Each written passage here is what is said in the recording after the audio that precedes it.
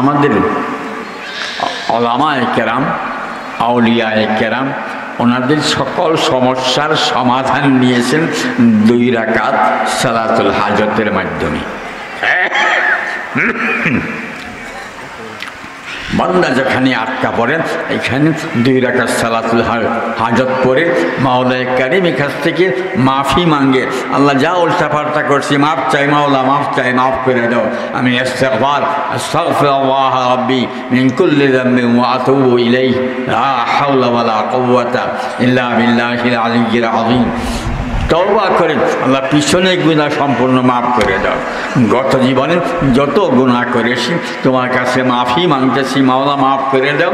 এবং বাকি জিন্দেগি কতদিন হায়াত আছে জানা নেই আমাদের, পুরা জিন্দেগি মওত পর্যন্ত ইনশাআল্লাহ 5 ওয়াক্ত নামাজ জামাতের সঙ্গে আদায় করব। নিয়ত করতে পারেন তো ইনশাআল্লাহ? আপনাদের এই মসজিদের ইমাম সাহেব কই, যিনি নামাজ পড়ালেন আমাদেরকে আসরের নামাজ? যেহেতু আপনি এই মসজিদের ইমাম, আপনার কাছে এই আপিলটা থাকবে, আপনি ইনশাআল্লাহ এই এলাকার সকল আল্লাহর নেক বান্দাদেরকে আল্লাহর কোরআন পড়াইয়া দিবেন।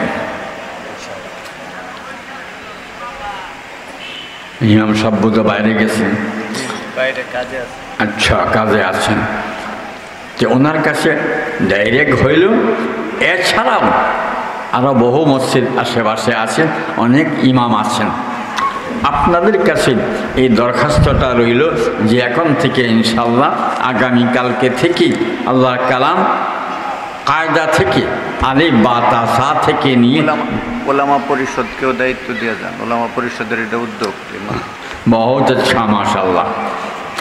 আমার মোহতামিম সাহেব কইতেছেন হযরত ওলামা পরিষদ এটার নাম, যদি ওলামা ঐক্য পরিষদ বালিখা ইউনিয়ন অন্যান্য সবাই পরামর্শের মাধ্যমে সারাটা এলাকাকে সোনালী এলাকা বানাইবার চান, নুরানি এলাকা বানাইবার চান, তাহলে ইনশাআল্লাহ বেশি দিন লাগবে না। আমি আশা করি এই রমজানের আগেই আপনাদের কোরআন শরীফ সহিহ হয়ে যাবে ইনশাআল্লাহ। আপনারা কি মনে করেন?